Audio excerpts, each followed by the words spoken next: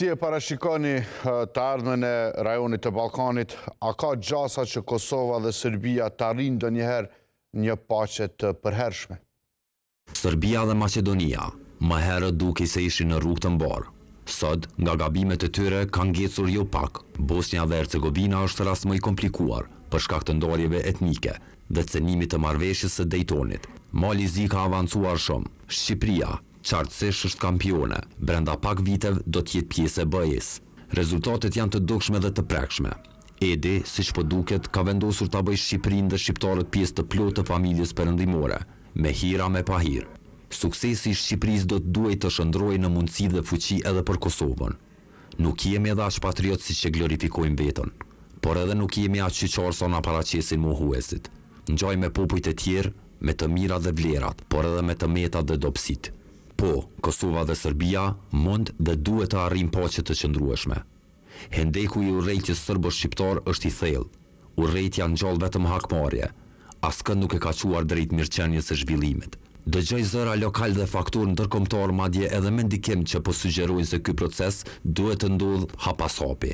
Nga perspektiva e tyre komode akademike apo diplomatike, edhe mund të kenë të drejtë, por unë mendoj se do duhet të ndonin veprime të vendosura për zbatimin e marrëveshjes. Imagjinoni kur të arrijë koha e vënies së demarkacionit mes Kosovës dhe Serbisë. Uroj që kjo ditë të vijë shpejt, sepse nënkupton njojën formale të Kosovës. Përderisa Kosova do ta prezantojë të drejtën e vet, po ashtu Serbia pretendon se i ka vijat e veta. Në anën tjetër KFOR-i, të mos befasohemi, mund të nxjerrë hartat, mbi bazën e të cilave është dislokuar dhe vepron nga viti 1999, sipas rezolutës 1244. Mund të ngrihen pikpyetje, mund të ndodhin kogdhimje. Temperatura është ngritur lart, nuk ulet me disponime ditore apo me prekje butoni. Nuk jemi të parët në histori që kemi qenë në konflikt me njëri tjetrin. SBA-Japoni, nga Pearl Harbor deri në Hiroshima e Nagasaki, secila më e tmerrshme se tjetra.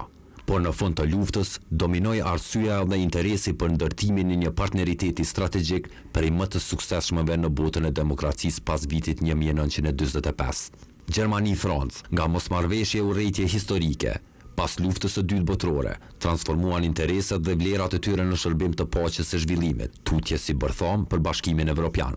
Veçanërisht Gjermani-Poloni apo Çeki-Gjermani, nga gjërat e rënda që u kanë ndodhur, sot janë partnerët më të ngushtë evropian, edhe pse ende me çështje të hapura, në veçanti atë reparacioneve të luftës dhe shpagës për viktimat.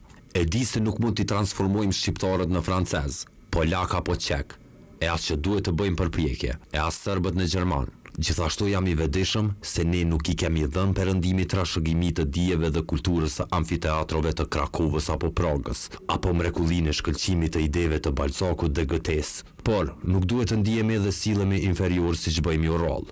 Ne i kemi dhënë botës mbrojtësin e Evropës, Skënderbeun, pastaj Nën Terezën, simbolin e urtësisë, shërbesës, shpresës dhe dritës mes njerëzve pa dallim etnie, gjuhë apo ngjyre.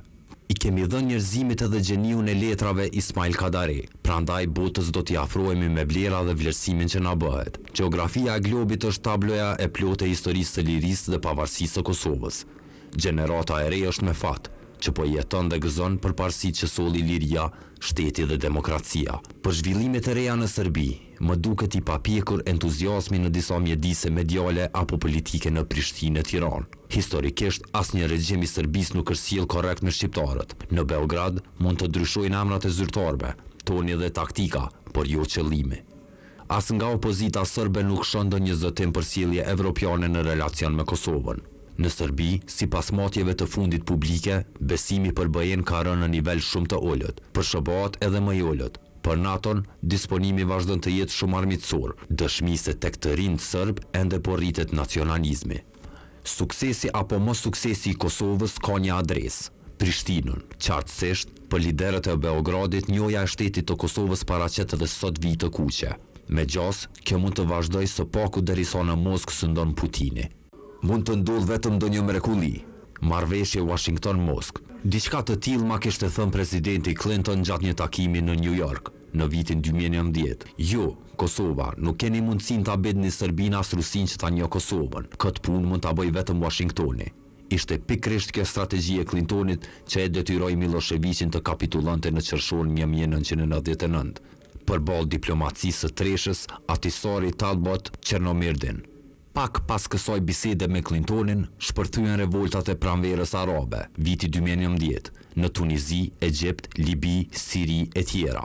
Bota u ngatrua shumë. Rusia mori rol aktiv për të keq.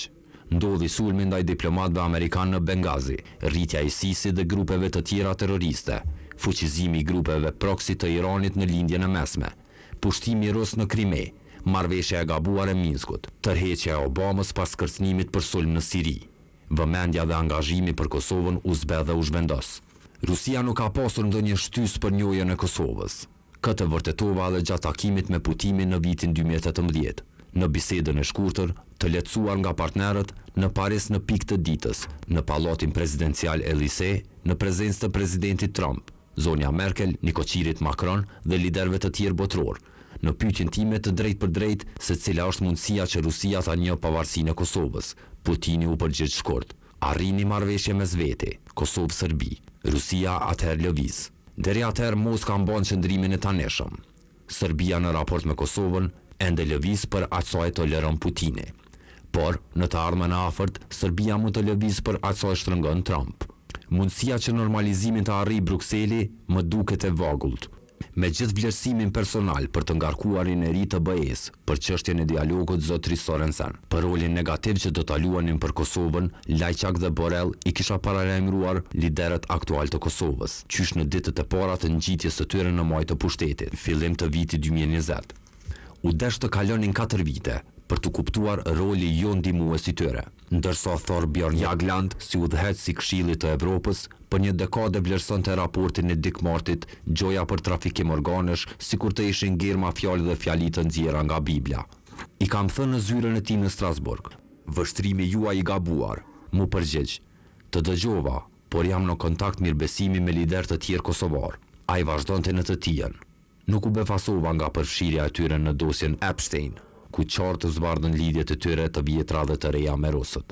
Atko, unë nuk i dija saktësisht këto lidhje, por veprimet e tyre në raport me Kosovën më kishin bindur se ata çonin ujë në mullirin e Moskës dhe Beogradit. Qëndrimi i presidentit Trump se njoja e ndërsjell duhet të jetë element thelbësor i normalizimit afatgjatë të marrëdhënieve midis Kosovës dhe Serbisë shërben si kundërpërgjegjës. Trump dhe administrata e tij na mbështeti për krijimin e ushtrisë, viti 2018. Nga ai dhe njerëzit e tij, si president i Kosovës, mora pëlqimin për themelimin e ushtrisë së Kosovës. Jeni vend sovran, ju takon e drejta për ushtri. Kaq mjaftoi që të ndërmerren hapat e tjerë procedural për themelimin e ushtrisë së Kosovës. Pastaj ndodhi përkraja unike nga Këshilli i NATO-s. Ftesa për pjesëmarrjen e Kosovës në bordin e paqes është mundësi për rikthim në botën ku mungoi për 5 vite. Duhet të jemi mirënjohës miqve në DC që mundsuan të ndodhë kjo. Ishte respekt për popullin e Kosovës, e jo vlerësim për atë apo këtë lider. Tash, kur jemi në ditën e 8 të konfliktit të gjerë në lindjen e mesme, sulmi mbi Iranin dhe kundërpërgjigje, dhe zgjedhjet midterm në SBA, mbetet të shohim se si do të vazhdoj funksionimi i këtij bordi. U dëshmua se mallkimet e mëhershme të disa liderëve kosovar ndaj Trump ishin më tepër se gabim politik. I kisha paralajmëruar mos të flasin me frymë në fyt. Sot, për atë sa më vjen mirë, po aq më bën të qesh me zë kur shoh garën brylash me styre dhe tur Evropin për foto me Trumpin dhe njerëzit e tij. Por e zeza mbi të bardh mbetet. Pas ngjarjeve në Venezuelë, sikur jemi vonuar që nuk kërkuam njohjen, nga liderja e re në detyrë, Delcy Rodriguez, e cila po tregohet e zellshme t'i kryej detyrat e shtëpisë. Ajo tani nuk ka kohë, e as që e lejojnë rrethorat e reja, të mendoj shumë se cili do të jetë reagimi i Rusisë apo Kinës, për Serbi apo Kubë, as që bëhet fjalë.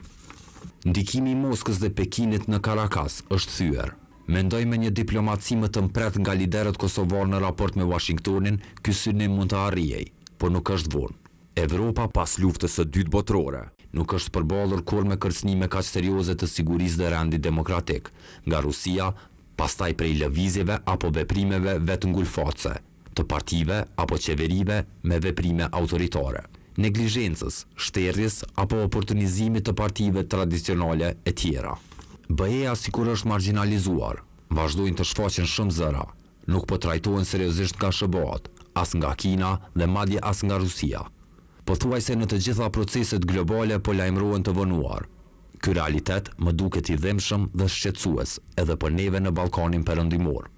Në rastin e Kosovës, ata mund të ndihmojnë, por janë të zënë me vetveten. Sot vetëm Trump mund ta bëjë marrëveshjen përfundimtare Kosovë-Serbi.